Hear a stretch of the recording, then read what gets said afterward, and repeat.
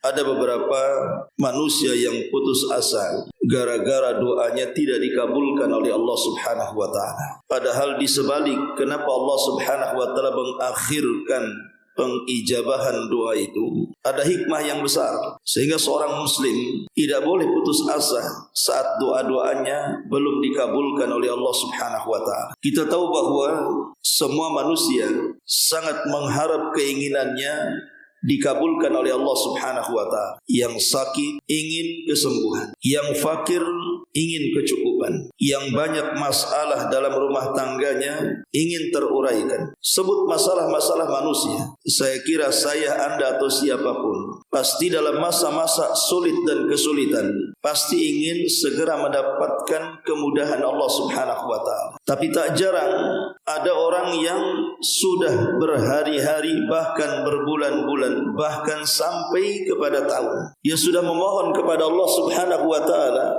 tapi tak kunjung ada tanda-tanda pengabulannya. Ada apa di balik itu? Inilah yang kita akan bahas, hikmah kenapa Allah Subhanahu wa taala terkadang mengakhirkan pengijabahan doa. Ma'asyiral muslimin wal muslimat rahimakumullah. Yang pertama yang harus dipahami bahwa kenapa Allah Subhanahu wa taala terkadang mengakhirkan pengijabahan doa kepada orang-orang yang berdoa kepadanya. Pertama, ikhtibaru as-sabri. Terkadang Allah Subhanahu wa taala ingin menguji kita dengan kesabaran. Artinya ketika Allah Subhanahu wa taala mengakhirkan pengijabahan doa kepada hamba-hambanya, di sebalik itu Allah sebenarnya ingin menguji apakah hamba itu sabar ataukah tidak sabar. Karena nampak kalau seandainya tidak sabar dari keluh kesahnya, dari keputusasaannya. Terkadang lisan-lisan mereka mengucapkan, saya sudah bertahun meminta kepada Allah tapi tak kunjung diberikan kepada. Justru perkataan seperti ini tidak akan mengabulkan doa-doanya. Karena perkataan seperti ini bagian daripada isti'jal, terburu-buru. Karena di antara larangan-larangan yang tidak boleh dilakukan saat berdoa yang mengakibatkan doa-doanya tidak akan diijabah adalah al-isti'jal, terburu-buru ingin cepat dikabulkan. Kemudian lisannya mengatakan, da'autu rabbi falam yastajibli. Aku sudah sekian lama meminta kepada Rabbku sesuatu tapi belum dikabul-kabulkan. Maka ketahuilah bahwa apabila doa-doa kita belum dikabulkan oleh Allah Subhanahu wa taala, ingat kita sedang diuji oleh Allah Subhanahu wa taala dari kesabaran kita. Apakah kita sabar ataukah tidak sabar? Karena di sebalik sabar sendiri ada pahala besar. Bukankah Allah Subhanahu wa taala yang mengatakan, innama yuwaffas sabiruna ajrahum bighairi hisab. Sesungguhnya Allah Subhanahu wa taala akan mengganjar orang-orang yang melakukan kesabaran itu dengan pahala tanpa batas. Ini poin pertama, bahwa ketika Allah Subhanahu wa taala tidak mengabulkan doa kita, berarti Allah sedang menguji kita dengan kesabaran. Yang kedua adalah hikmatullahi min man'idh dharari. Hikmatullahi min man'idh dharari. Terkadang Allah Subhanahu wa taala kenapa tidak kunjung mengabulkan doa-doa kita, seolah-olah membiarkan doa-doa kita. Hakikatnya ada hikmah Allah yang kita tidak ketahui. Berupa apa? Berupa man'idh dharar, mencegah adanya madarat, mencegah adanya kerusakan. Apa maknanya? Jadi kalau seandainya Allah Subhanahu wa taala mengabulkan doa orang ini, maka pengabulan itu bukan sesuatu yang baik bagi dia. Boleh jadi pengabulan doa ini akan merusaknya. Makanya Allah Subhanahu wa taala tahan pengabulannya. Karena kalau seandainya Allah kemudian mengijabah setiap doanya, boleh jadi pengijabahan ini tidak berdampak baik kepada kita, justru akan berdampak buruk kepada kita. Disinilah ada hikmah Rabbani, hikmah Allah Subhanahu wa taala yang kita tidak tahu. Karena sering saya katakan, terkadang ada orang-orang yang jatuh sakit. Saat sakit mungkin dia istiqomah dengan Allah Azza wa Jalla, lisannya masih berzikir, masih teringat dengan Allah Subhanahu wa taala. Tapi saat kemudian minta kesembuhan, kemudian disembuhkan, akhirnya dia melakukan kemaksiatan lagi kepada Allah Subhanahu wa taala. Atau orang-orang fakir, dia minta kekayaan kepada Allah Subhanahu wa taala, akhirnya Allah kabulkan. Setelah dia kaya, dia pun melampaui batas. Kalla innal insana la yatgha an ra'ahu istaghna. Sekali-kali manusia itu mudah melampaui batas. Kapan? Apabila dibentangkan kepadanya dunia. Itulah kenapa Allah Subhanahu wa taala tidak kunjung juga mengijabah doa-doanya. Sebab kalau diijabah segera akan menjadi madarat bagi kehidupannya. Ini hikmah yang kedua kenapa Allah mengakhirkan pengijabahan doa. Karena Allah tidak mau ada bahaya kepada kita. Yang ketiga, kenapa Allah Subhanahu wa taala mengakhirkan doa-doa kita. Terkadang Allah Subhanahu wa taala mengakhirkan itu tujuannya adalah idkharul ajri fil akhirati. Boleh jadi Allah Subhanahu wa taala sedang mengumpulkan pundi-pundi pahala. Karena kita tahu bahwa doa itu sendiri adalah ibadah. Artinya orang yang beribadah itu pasti berpahala. Berarti setiap hamba yang berdoa, maka dia sedang mengamalkan ibadah dan sedang mengumpulkan pahala. Lah pahala-pahala doa itulah dikumpulkan oleh Allah, kemudian disimpan menjadi simpanan surga. Untuk apa? Untuk mengangkat derajat dia kelak di surga. Sehingga di dunia walaupun dia berdoa kepada Allah tidak ditakdirkan untuk dikabulkan, karena pengabulannya di akhirat. Inilah kenapa di antara alasan Allah Subhanahu wa taala tidak segera mengijabah doa kita. Kemudian yang keempat, kenapa Allah Subhanahu wa taala mengakhirkan doa-doa kita? Boleh jadi bukan tidak dikabulkan, tetapi yang diberikan oleh Allah dalam pengabulan itu dengan yang diminta berbeda. Mintanya ini, yang dikabulkan itu. Jadi pengabulannya tidak sesuai dengan permintaannya. Tidak lain dan bukan untuk kebaikannya. Dengan cara apa? Dengan cara dihindarkan dia dari mara bahaya. Contoh umpamanya dia meminta kepada Allah agar diluaskan ekonominya, atau diluaskan rizkinya, dimudahkan ekonominya, disehatkan badan dan keluarganya. Tetapi tidak kunjung juga dikabul-kabulkan oleh Allah Subhanahu wa taala permintaannya. Sampai satu hari mungkin dia sedang berkendaraan atau berjalan kaki, tiba-tiba terjadi kecelakaan, tapi Allah selamatkan nyawanya dan Allah masih sehatkan badannya. Terkadang begitulah Allah Subhanahu wa taala mengabulkan doa kita. Yang diminta soal rizki, yang dikabulkan, diselamatkan pula dia dari bahaya. Sebab kalau seandainya, anggaplah dia minta dimudahkan ekonominya, dia belum punya rumah, minta rumah kepada Allah, akhirnya Allah kabulkan, terkumpullah uang 200, 300, 400 juta, bisa dia beli rumah. Tapi ketika kemudian terjadi kecelakaan, dia mati. Apa sepadan 500 juta harga rumah dengan harga nyawa? Tidak sepadan.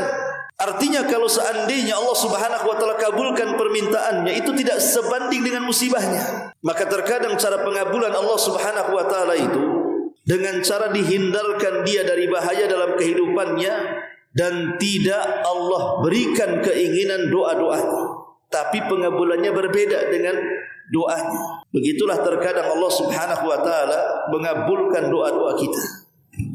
Kemudian yang kelima, boleh jadi Allah Subhanahu wa taala mengakhirkan doa-doa kita karena masih ada dalam diri kita ini pengaruh-pengaruh dosa masa lalu atau niat-niat yang tidak baik untuk masa depan, sehingga kita kurang bertobat kepada Allah Subhanahu wa taala dan kembali kepadanya. Itu juga yang menjadikan kenapa diakhirkan doa.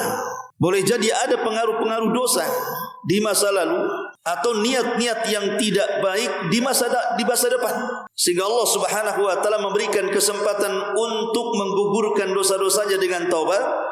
Baru setelah bersih dari kesalahan dan dosanya, Allah akan mengabulkan keinginannya. Ma'asyiral muslimin wal muslimat rahimakumullah. Dan yang terakhir, kenapa Allah Subhanahu wa taala tidak kunjung mengijabah doa-doa kita, supaya kita senantiasa terus memperbanyak ibadah kepada Allah Subhanahu wa taala dalam bentuk doa.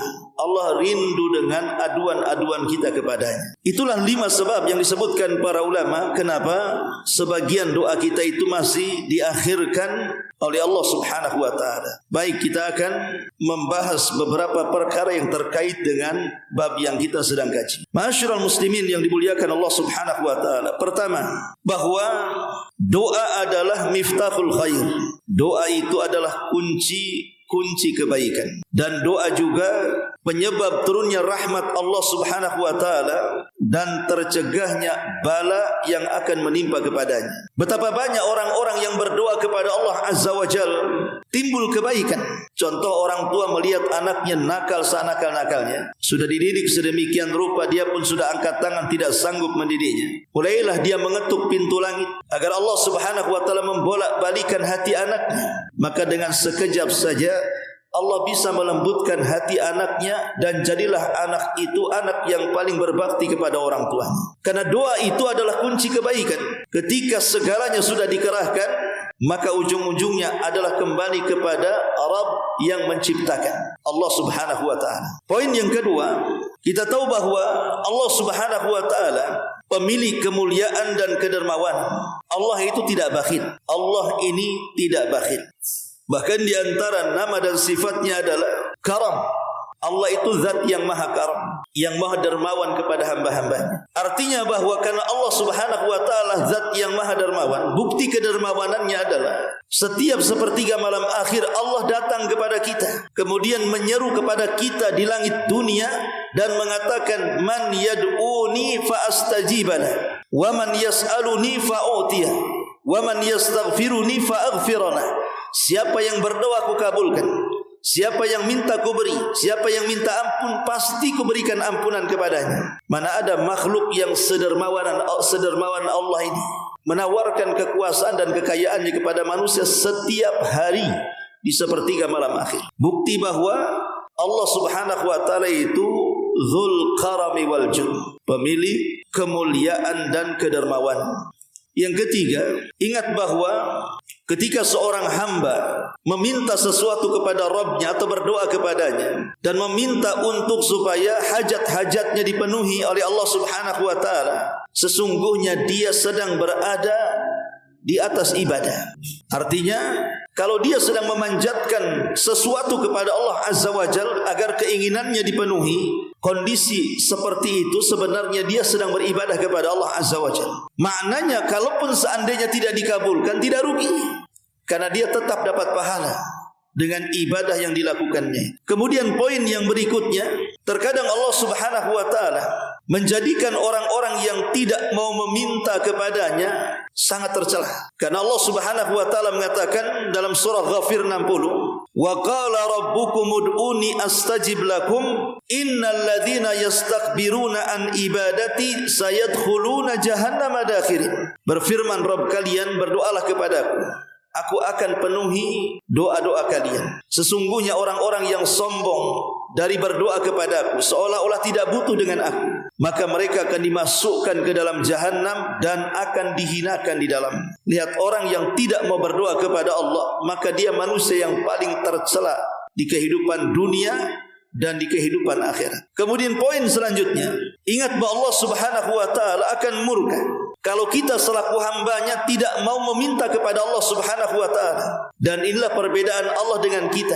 Sebaliknya, kita akan murka kalau ada orang yang selalu datang kepada kita meminta-minta. Tapi justru Allah sebaliknya, Allah akan murka kalau seandainya ada di antara hamba-hambanya yang tidak pernah meminta kepadanya atau meninggalkan permintaan kepada Allah Subhanahu wa taala.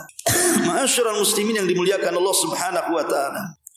Dan itu disebutkan dalam hadis Nabi, man lam yas'alillah yaghdab alaihi. Siapa yang tidak meminta sesuatu kepada Allah, maka Allah akan murka kepadanya. Dahulu ada seorang yang salafus saleh melihat seseorang yang kesana kemari mengetuk pintu-pintu para raja, orang-orang kaya, kemudian meminta mereka sesuatu yang diinginkannya. Maka orang saleh ini menasihati orang ini dan mengatakan, waihaka ta'ti man yughliq anka baba wa yudhir laka faqra wa yuwari anka ghina wa tadaman yaftah laka baba wa yudhir laka ghina wa yaqul ud'uni astajib lakum.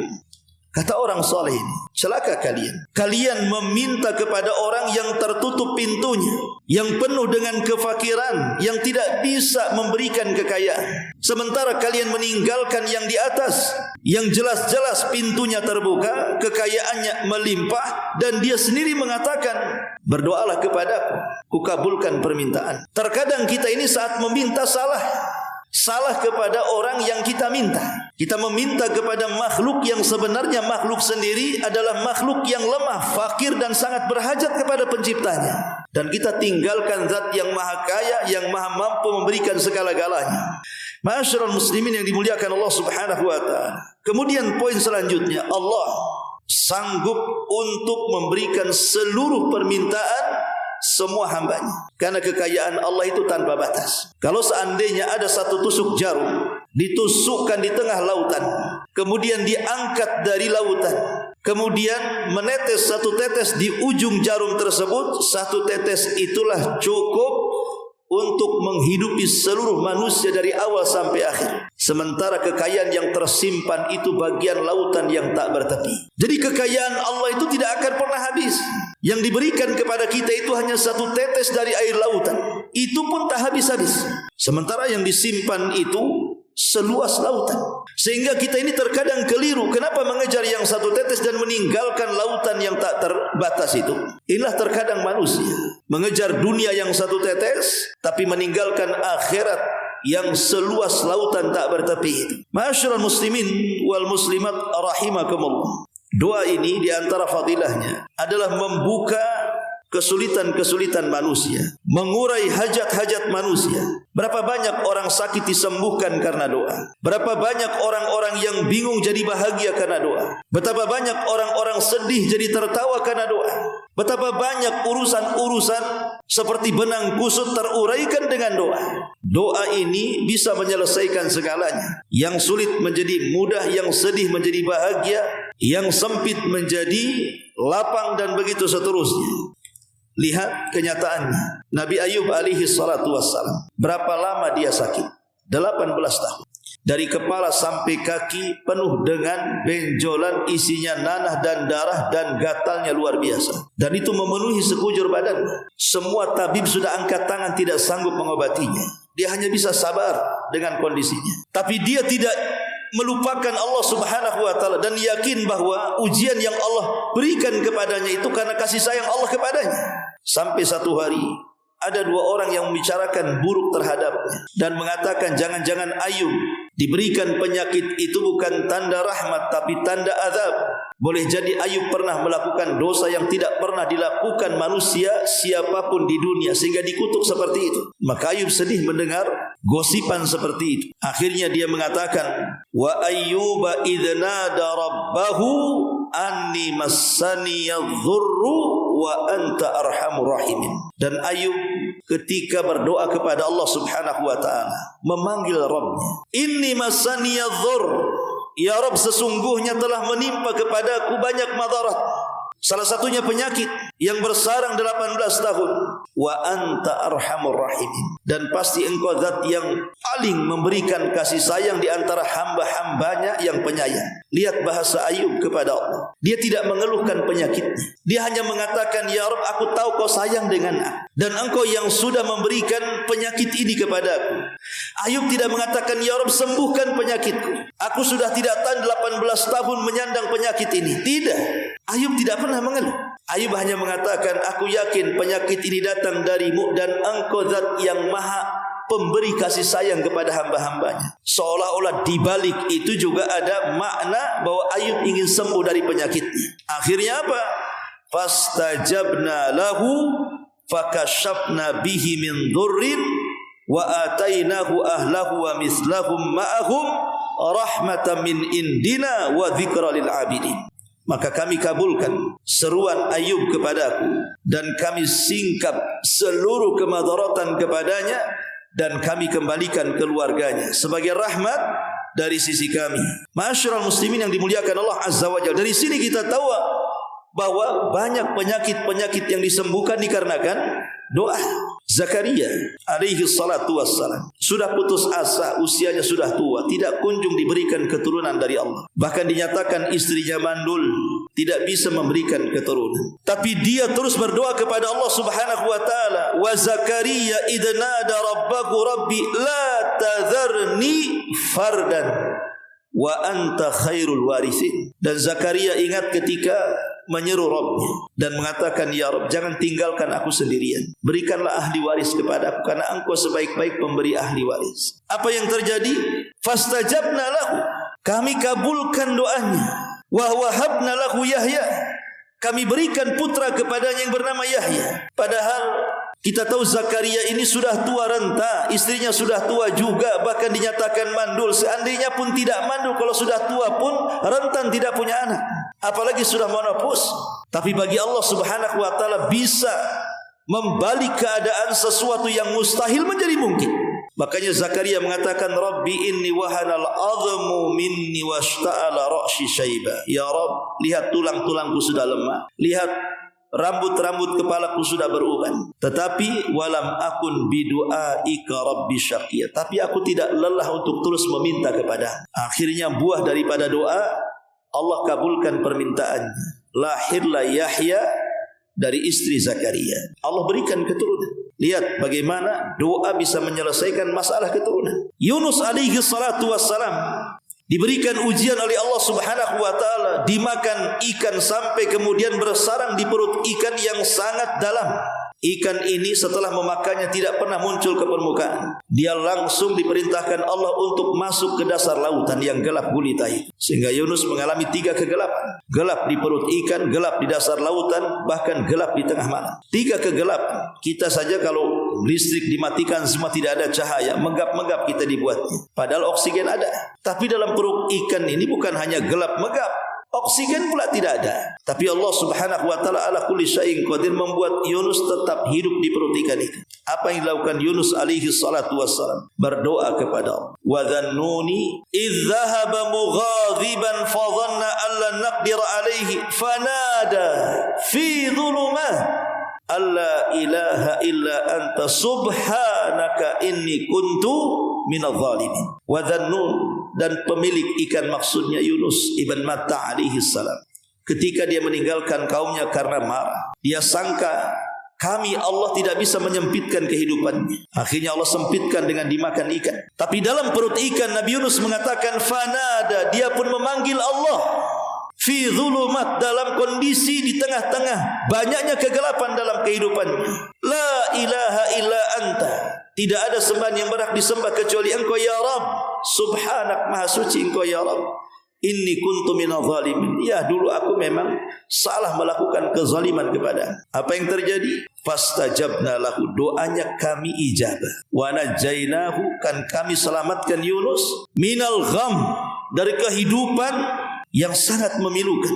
Wa kadzalika nunjil mu'minin, begitulah kami selamatkan orang-orang yang beriman. Nabi sallallahu alaihi wasallam, artinya Yunus alaihi salatu wasallam, dikeluarkan dari kesulitan karena apa? Karena doa yang dipanjatkan setiap hari. Doa bisa menghilangkan kesulitan. Makanya Rasul mengatakan, siapapun yang berdoa dalam kondisi sulit, sebelum meminta dia membaca la ilaha illa anta subhanaka inni kuntu minadh dhalimin, hampir-hampir doanya tidak mungkin ditolak Allah Subhanahu wa taala. Nabi sallallahu alaihi wasallam dalam perang Badar, pasukannya sedikit 314 orang, 315 orang sekitar itu. Sama dengan pasukan Talut ketika melawan Jalut, melawan 1000 pasukan lebih dengan persenjataan yang lengkap, baju zirah yang lengkap, kuda-kuda perang yang lengkap, dan pengalaman perang yang terbiasa mereka lakukan. Sementara Rasul tidak punya persiapan karena tujuannya tidak perang, hanya ingin menangkap Abi Sufyan dan kafilahnya. Artinya tidak cukup pasukan, tidak cukup persenjataan, tidak cukup zirah, tidak cukup kuda, dan begitu seterusnya. Wajar Rasul sebagai manusia takut kalah perang. Malamnya sebelum keesokan harinya terjadi perang Badar, dia berdoa kepada Allah istighatsah, meminta kepada Allah kemenangan, dan tidak berhenti dan terus menerus sampai tak sadar serbannya jatuh. Diambil oleh Abu Bakar dan mengatakan hasbuka ya Rasulullah, cukup wahai Rasul, Allah pasti mendengar doamu. Tapi Rasul tidak mempedulikan Abu Bakar. Sampai akhirnya Allah memperlihatkan para malaikat yang turun ke bumi. Baru Rasul mengatakan, Abshir ya Abu Bakr, Abshir ya Abu Bakr, berbahagialah wahai Abu Bakar, Allah sudah turunkan pertolongannya kepada kita. Besoknya terjadi perang Badar. Siapa yang menang? Nabi SAW menang. Kenapa? Doanya diijabah Allah, dikirim bantuan dari langit. 5.000 pasukan malaikat dipimpin Jibril alaihi salam memukul mundur dan berhasil melawan 70 usara Badar, 70 tawanan perang Badar. Lihat bagaimana dalam kondisi genting bisa membalik keadaan. Apa dibalik itu? Doa. Jadi doa itu bisa membalik keadaan dalam seketika. Asal satu adanya keikhlasan dalam berdoa. Wa ma umiru illa liya'budullaha mukhlishina lahuddin. Tidaklah mereka diperintahkan kecuali hanya untuk beribadah kepada Allah dengan mengikhlaskan ketaatan kepada Allah. Mukhlishina lahuddin. Yang kedua, tibul mat'am, yang dimasukkan ke dalam perut kita makanan dan minuman itu betul-betul makanan dan minuman yang baik, yang halal. Yang ketiga, al-yaqin was-thiqah, penuh keyakinan dan kepercayaan. Yakin bahwa Allah akan mengabulkan doa-doanya. Percaya bahwa Allah Subhanahu wa taala sanggup memberikan keinginan. Karena kalau ragu-ragu tidak akan dikabulkan. Rasul yang mengatakan ud'ullah wa antum muqinuna bil ijabah. Berdoalah kepada Allah sementara kalian dalam kondisi yakin akan dikabulkan oleh Allah Subhanahu wa ta'ala. Inilah diantara faedah bab kita, bahwa kalau seandainya doa-doa kita belum dikabulkan, jangan sedih, karena di sebalik itu ada hikmah yang Allah Subhanahu wa ta'ala berikan kepada kita. Salah satunya Allah menguji kesabaran, Allah menyimpan pahala-pahala untuk kelak di sorga. Allah Subhanahu wa ta'ala terkadang mengabulkan dengan caranya yang lain, atau untuk mengumpulkan pahala, atau boleh jadi Allah Subhanahu wa ta'ala sedang memberikan hikmah-hikmah yang kita tidak ketahui. Karena semua adalah skenario Allah Subhanahu wa ta'ala. Terkadang ada orang yang dipecat dan di PHK di perusahaan. Kayaknya langit gelap dan kiamat mau datang. Mulai dia berpikir, nanti kalau keluar macam mana cari makan, siapa yang menghidupi keluarga, macam mana bayar rumah, bayar sewa, bayar kontrak, nyicil motor, nyicil ini, nyicil itu. Stres luar biasa. Tapi dia tidak tahu bahwa Allah mengatakan wa asa an takrahu syai'an wa huwa khairul lakum. Terkadang yang Anda anggap buruk itu rupanya baik di sisi Allah. Betapa banyak orang-orang yang tadinya hampir putus asa, di PHK di perusahaan, keluar jadi wira swasta, rupanya penghasilannya jauh lebih besar dibandingkan ketika dia bekerja di perusahaan. Semua skenario Allah Subhanahu wa ta'ala. Jangan dulu menilai ini sebuah keburukan. Boleh jadi Allah sudah mengatur strategi yang kita tidak tahu. Yang jelas berdoalah kepada Allah dalam kondisi sulit, maka Allah Subhanahu pun akan mendengar kita. Tapi ingat, ketika Allah sudah memberikan kesenangan, jangan lupa kepada Allah. Karena bagaimanapun Rasul mengatakan ta'arraf ilallah fir raha ya'rifka fis siddah. Kenali Allah di waktu lapang, niscaya Allah kenali kita di waktu sulit. Subhanakallah bihamdika asyhadu an la ilaha illa anta astaghfiruka wa atubu ilaik. Allahu ta'ala alam. Assalamualaikum warahmatullahi wabarakatuh.